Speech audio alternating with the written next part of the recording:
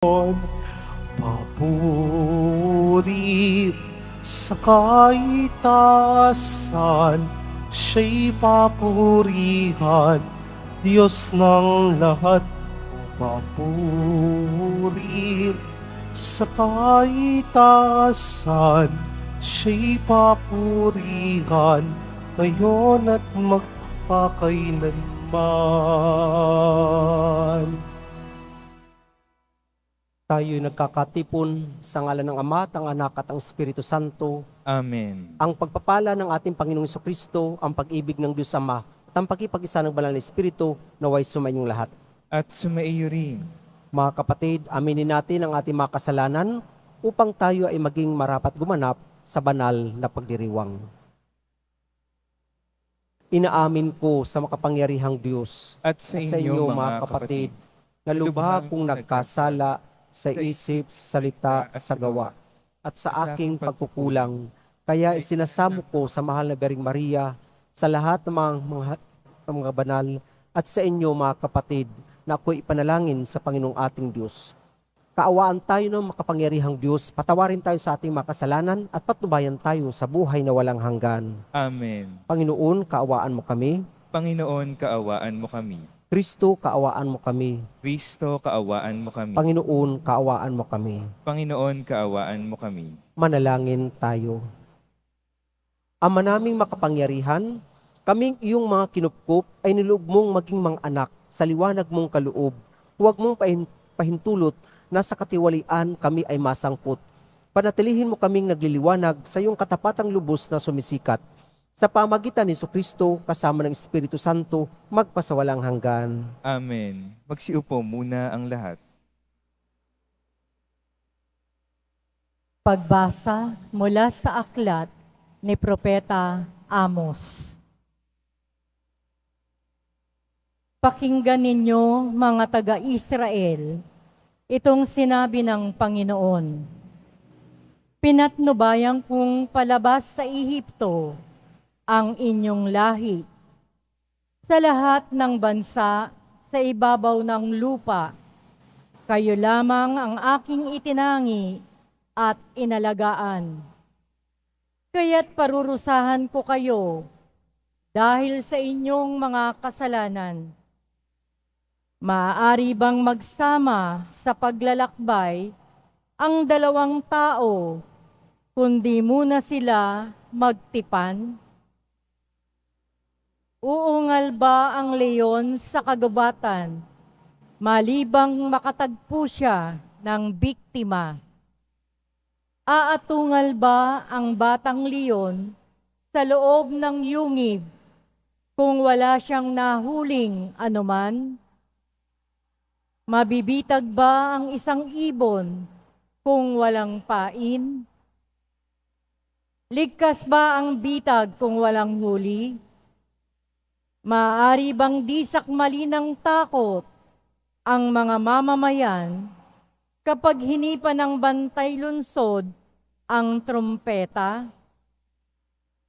Mangyayari ba sa isang lunsod ang isang kahindik-hindik na bagay, malibang ito'y itulot ng Panginoon? Tunay na ang Panginoon ay di gumagawa ng anumang bagay na di pinababatid ang kanyang balak sa kanyang mga lingkod, ang mga propeta. Pag-ungal ng leon, maaari bang hindi ka matakot? Kapag nagsalita ang Panginoon, mapipigilan mo bang ipahayag ang kanyang sinabi? Pinuksa ko ang ilan sa inyong lunsod tulad ng aking ginawa sa Sodoma at Gomora. Kayo'y parang nagdiringas na kahoy na inagaw sa apoy. Ngunit ayaw pa rin kayong manumbalik sa akin. Sumbat pa ng Panginoon. Kaya, mga taga-Israel, humanda kayo sa di mapipigil na paghukom ng inyong Diyos.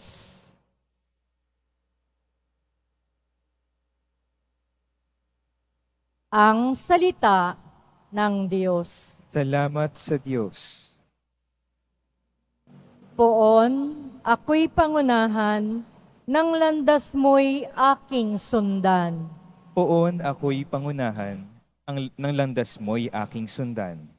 Ang gawang masamay, di mo kalulugdan. Ang gawaing hidway, di mo papayagan. Ang mga palalot, masasamang asal, iyong itatakwil at kasusuklaman. Poon ako'y pangunahan, ng landas mo'y aking sundan. Parurusahan mo yaong sinungaling, pati mararahas at ang mga taksil. Poon ako'y pangunahan, ng landas mo'y aking sundan. Dahilan sa iyong tanging pagmamahal, ako ay dudulog sa iyong tahanan. Sasambahin kita sa templo mong banal bilang isang tanda ng aking paggalang. Poon ako'y pangunahan, ng landas mo'y aking sundan. Magsitayo po ang lahat.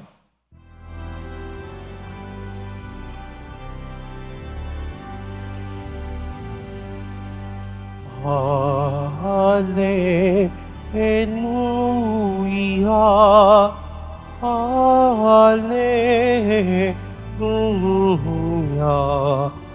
Hallelujah, Hallelujah.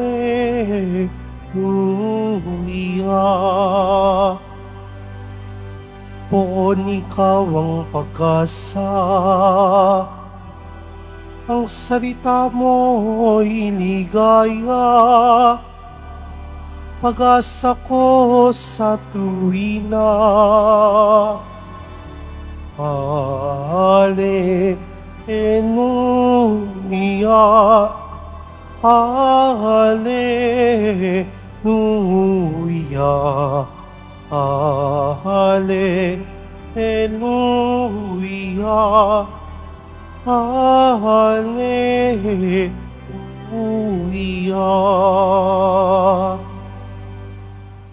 Sumainyo ang Panginoon. At sumaiyo rin. Ang mabuting balita ng Panginoon ayon kay San Mateo. Papuri sa iyo, Panginoon.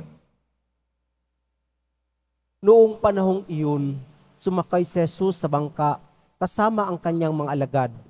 Bumugso sa lawa ang isang malakas na unos at halos matabunan ng mga alon ang bangka.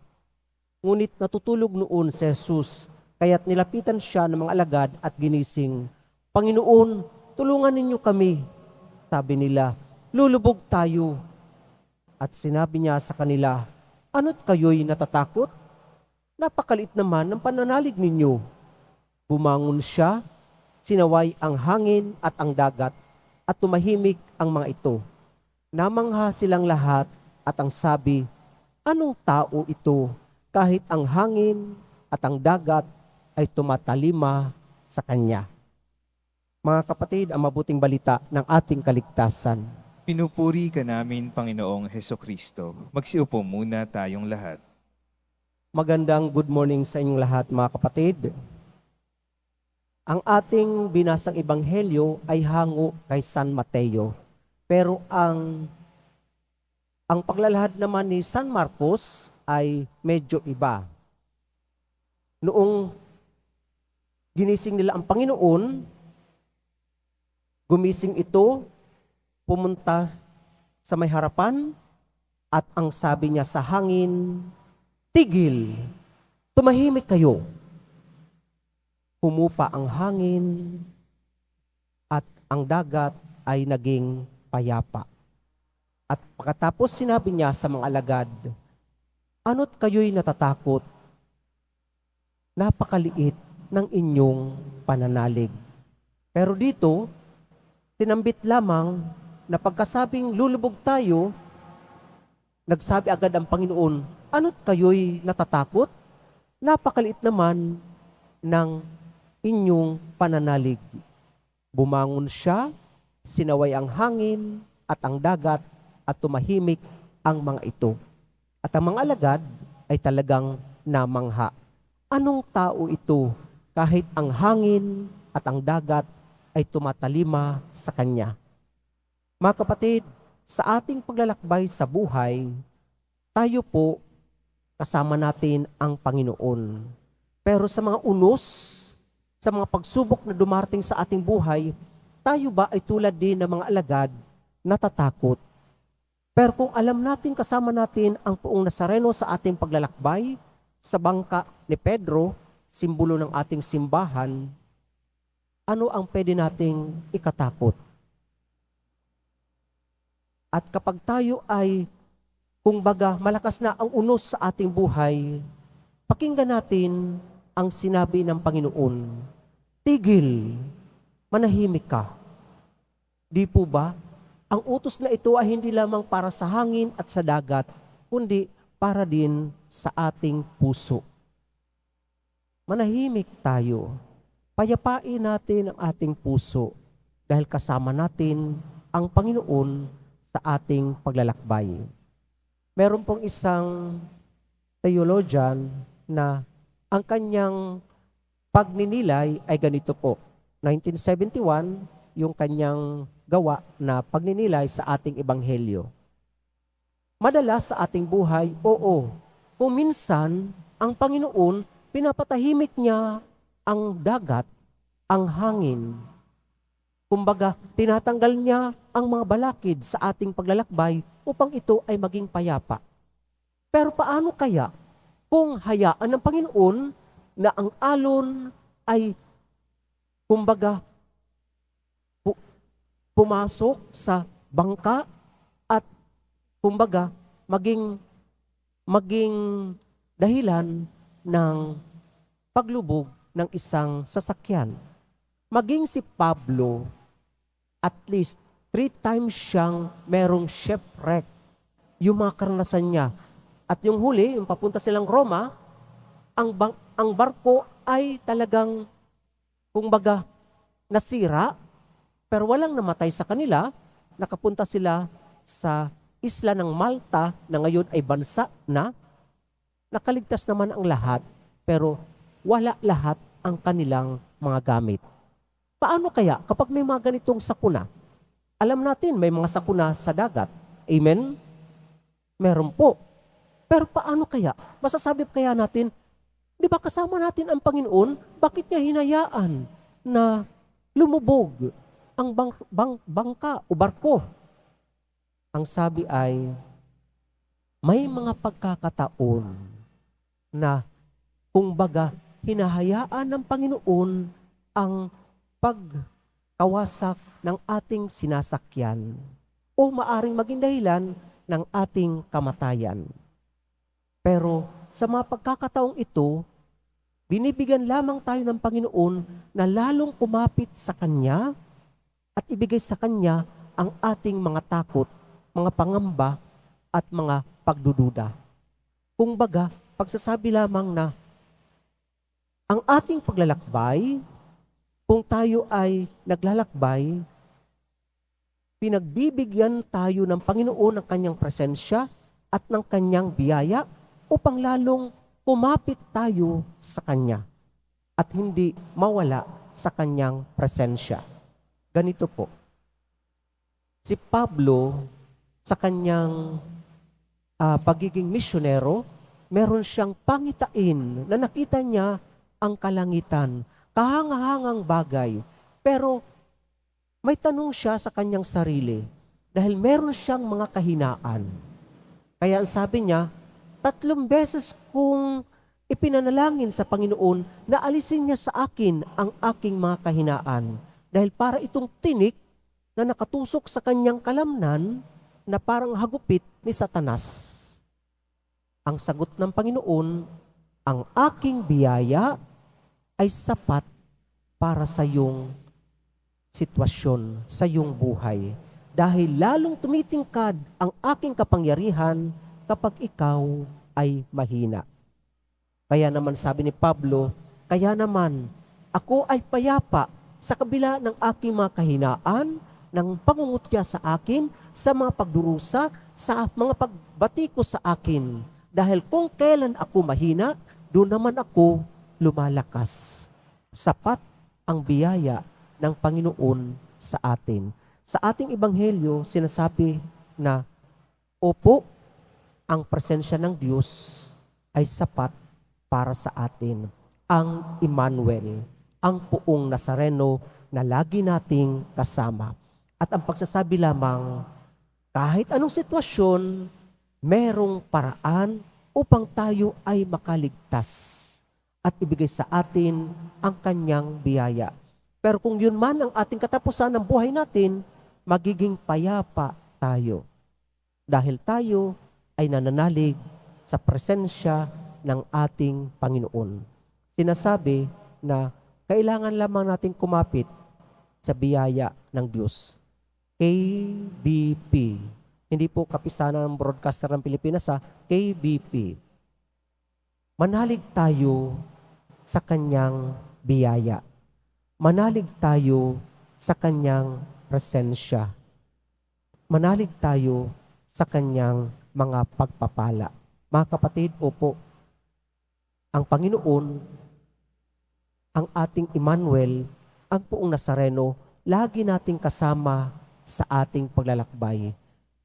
May mga unos man sa ating buhay, pero pwede tayong maging payapa dahil kasama natin, kapiling ang Diyos.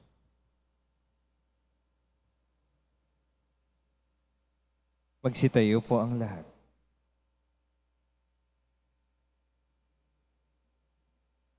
Minamahal kong mga kapatid, sumusunod sa anak ng Diyos, maging ang hangin at alon. Mulat sa katotohanan ito, manalangin tayo ng may pananalig para sa katahimikan ng napakagulong mundo. Panginoon, ipagkaloob mo sa amin ang iyong kapayapaan. Panginoon, ipagkaloob mo sa amin ng iyong kapayapaan. Ang simbahan sa pamamagitan ng kanyang mga miyembro naway maging malakas sa pananampalataya, higit sa lahat sa kanilang pagharap sa mga paghihirap at pagsubok sa ating panahon. Manalangin tayo. Panginoon, ipagkaloob mo sa amin ang iyong kapayapaan. Ang mga naglalakbay sa karagatan, ang mga mandaragat, mga mangingisda, at yung mga taong sa dagat nagmumula ang kinabubuhay, naway makadama ng kasiguruhan at kaligtasan. Manalangin tayo. Panginoon, ipagkaloob mo sa amin ang iyong kapayapaan. Ang mga nangihina sa kanilang pananampalataya, naway mapatatag sa pamamagitan ng tulong at suporta ng kanilang mga kaibigan. Manalangin tayo. Panginoon, ipagkaloob mo sa amin ang iyong kapayapaan. Ang mga may kapansanan at mga nagdurusa sa matagal na karamdaman, naway makatagpo ng kapayapaan kay Kristong may kapangyarihang magpagaling. Manalangin tayo. Panginoon, ipagkaloob mo sa amin ang iyong kapayapaan. Ang mga yumao, naway makadama ng walang hanggang kapayapaan kay Kristo. Manalangin tayo. Panginoon, ipagkaloob mo sa amin ang iyong kapayapaan. Sa katahimikan ng ating puso, ating idalangin ang ating mga personal na kahilingan. Ama sa langit, patataginawa kami ng pagsubok at suliranin ng buhay na puno ng unos at magdulot nawa ito ng kapayapaan sa aming mga kaluluwa. Hiniling namin ito sa pamagitan ni Kristong aming Panginoon. Amen.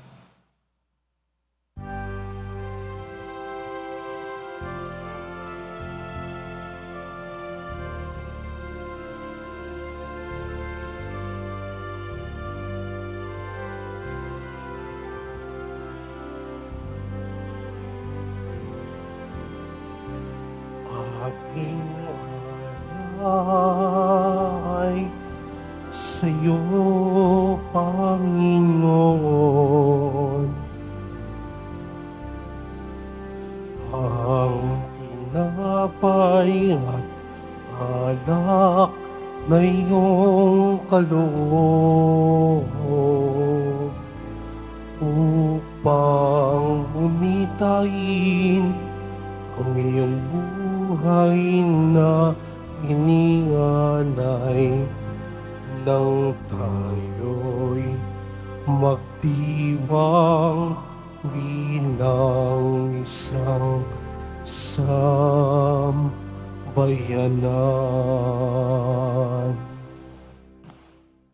Magsitayo po ang lahat. Manalangin kayo mga kapatid upang itong ating paghahain ay kalugdan ng Diyos ang makapangyarihan sa lahat.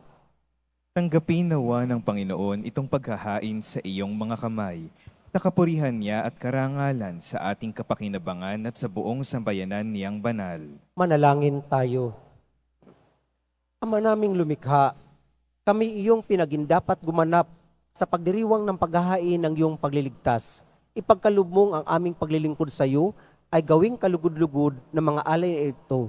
Sa pamagitan ni Jesucristo kasama ng Espiritu Santo, magpasawalang hanggan. Amen. Sumainyo ang Panginoon. At sumaiyo rin. Itaas sa Diyos ang inyong puso at diwa. Itinaas na namin sa Panginoon. Pasalamatan natin ang Panginoong ating Diyos. Marapat na siya ay pasalamatan. Ama naming makapangyarihan, tuloy marapat na ikaw aming pasalamatan, pinagbibigyan mong ito'y aming maihayag, kahit na ito'y walang anumang maidaragdag. Sa kadakilaang sayo ay likas. Sa pagpupuri namin ang nakikinabang, ay kami ring iyong pinakikiharapan sa pamagitan ng iyong anak na minamahal. Kaya kaisa ng mga anghel na nagsisiawit ng papuri sa iyo nang walang humpay sa kalangitan, kami nagbubunyi sa iyong kadakilaan. Santo, Santo, Santo, Panginoong Diyos ng mga hukbo, napupuno ang langit at lupa ng kadakilaan mo, o sana sa kaitaasan. Pinagpala ang naparirito sa ngalan ng Panginoon, o sana sa kaitaasan. Magsiluhod po ang lahat. Ama naming banal, ikaw ang bukal ng tanang kabanalan.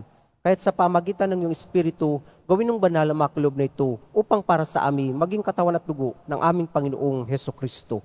Bago niya pinagtiis ang kusang loob na maging handog, hinawakan niya ang tinapay, pinasalamatan kanya, pinaghati-hati niya yun, iniabot sa kanyang mga alagad at sinabi, "Tanggapin ninyong lahat ito at kanin. Ito ang aking katawan na ihahandog para sa inyo."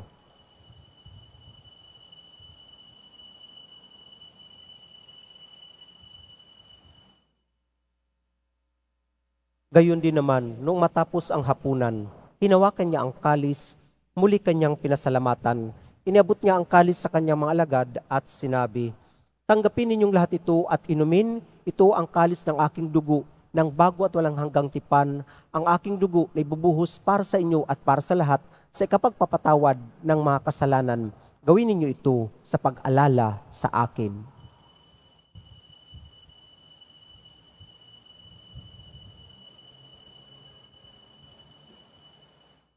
Magsitayo po ang lahat. Ipagbunyi natin ang misteryo ng ating pananampalataya. Si Kristo'y namatay, si Kristo'y nabuhay, si Kristo'y babalik sa wakas ng panahon. Ama, ginagawa namin ngayon ang pag-alala sa pagkamatay at muling pagkabuhay ng iyong anak, kaya't iniaalay namin sa iyo ang tinapay na nagbibigay buhay at ang kalis na nagkakaloob ng kaligtasan. Kami nagpapasalamat dahil kami minarapat na tumayo sa harap mo para maglingkod sa iyo. Sinasamo namin kaming magsasalo-salo sa katawan at dugo ni Kristo ay mabuklod sa pagkakaisa sa pamagitan ng Espiritu Santo. Ama, lingapin mo ang isimbahang laganap sa buong daigdig. Puspusin mo kami sa pag-ibig. Kaisa ni Francisco na aming Papa at ni Jose na aming Obispo at ng Tanang Kaparian. Alalahanin mo rin ang mga kapatid naming nahimlay na may pag-asang sila'y muling mabubuhay, gayon din ang lahat ng mga pumanaw. Kaawaan mo sila at patuloyin sa iyong kaliwanagan. Kaawaan mo at pagindapatin kaming lahat na makasalo sa iyong buhay na walang wakas, kaisa ng mahal na Birheng Maria na ina ng Diyos, ng kabiyak ng puso niyang si San Jose, kaisa ng mga apostol ni San Juan Bautista, at ang lahat ng mga banal na namuhay dito sa daigdig ng kalugod-lugod sa iyo, may pagdiwang nawa namin ang pagpupuri sa kararangal mo sa pamagitan ng anak na aming Panginoong Hesukristo. Sa pamagitan ni Kristo, kasama niya at sa Kanya, ang lahat ng parangal at papuri ay sa iyo, Diyos amang makapangyarihan, kasama ng Espiritu Santo, magpasawalang hanggan. Amen.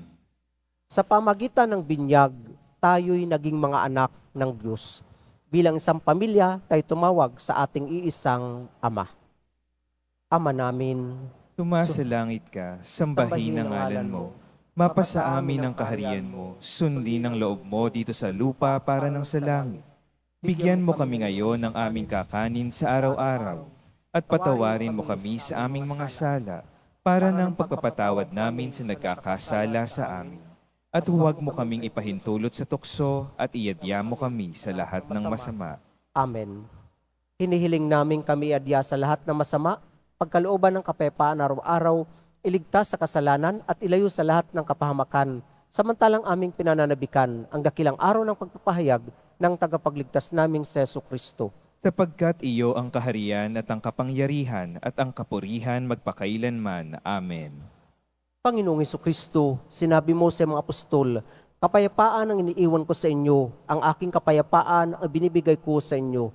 Tunghayan mo ang aming pananampalataya at huwag ang aming pagkakasala. Pagkalooban mo kami ng kapayapaan at pagkakaisa ayon sa iyong kalooban, kasama ng Espiritu Santo, magpasawalang hanggan. Amen. Ang kapayapaan ng Panginoon naway laging sumainyo. At sumaiyo rin. Mga kapatid, ating ibigay ang kapayapaan sa bawat isa.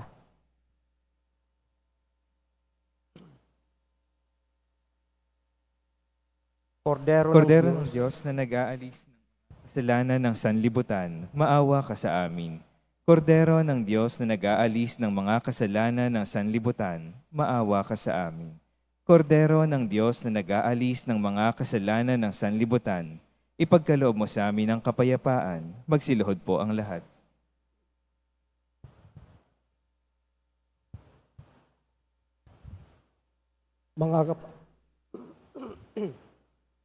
Mga kapatid, narito ang ating Panginoong Jesucristo, ang anak ng Diyos na nagkatawang tao, nag-alay ng kanyang buhay para sa bawat isa sa atin. Siya ang kordero ng Diyos na nag-aalis sa makasalanan sa libutan, papapalad tayong inanyayahan sa kanyang piging. Panginoon, hindi ako karapat-dapat na magpatuloy sa iyo, ngunit sa isang salita mo lamang ay gagaling na ako. Ang katawan ni Kristo. Amen.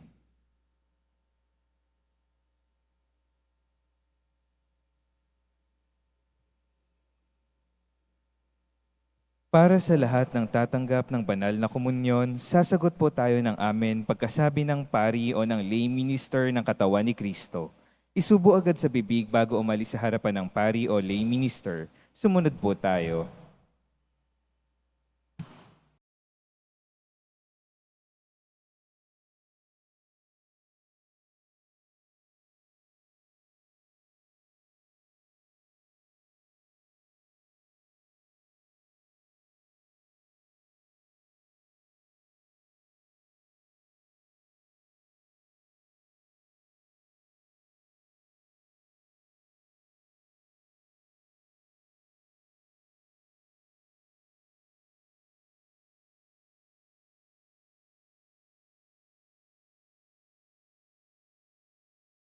Tangin tayo.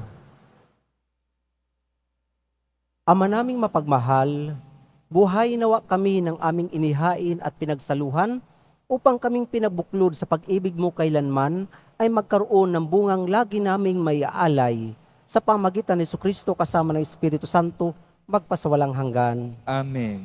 Sumainyo ang Panginoon. At sumaiyo rin. Mahal na Poong Jesus Nazareno, inihayag mo sa pamagitan ng krus ang walang maliw na pag-ibig ng Diyos sa sangkatauhan. Pakinggan mo ang kahilingan ng iyong angkan na nagsusumamo sa iyo, makamtan nawa nila ang iyong katugunan at tanggapin ang kasagutan na may utang na loob na tinatanaw. Basbasan din po ninyo ang mga daladala nilang mga imahin at dasalan.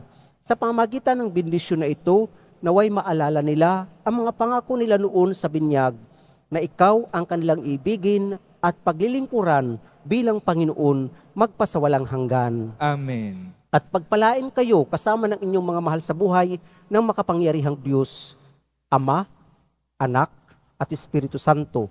Amen. Humayo kayong taglay ang kapayapaan ng Poong Jesus Nazareno. Salamat sa Diyos.